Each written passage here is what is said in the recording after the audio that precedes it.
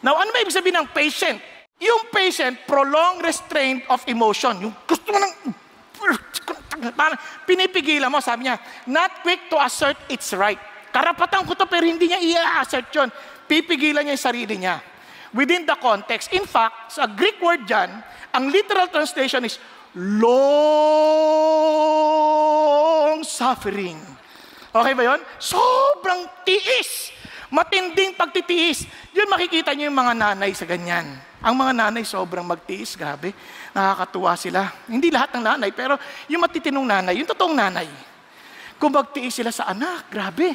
Papakainin. Alam niyo, 9 months nilang ialagaan yan, di ba? Pasususuhin, tapos pag lumaki-laki na, pag inutusan na ng nanay yung anak, naku, sasabat-sabat. Ano sabi niya? Ano sabi niya?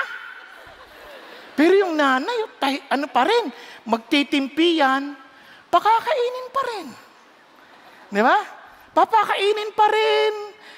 Pag may kailangan yung anak, tutulungan pa rin. Yun yung patience. Pinipigilan yung paghihiganti, pinipigilan yung gusto niyang karapatan. Ano bang nanay mo ko, ha? Tandaan mo yan.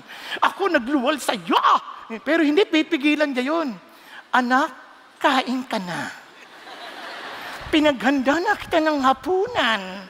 Diba? Ganun yung pagtitiis. Yun yung sinasabing long suffering.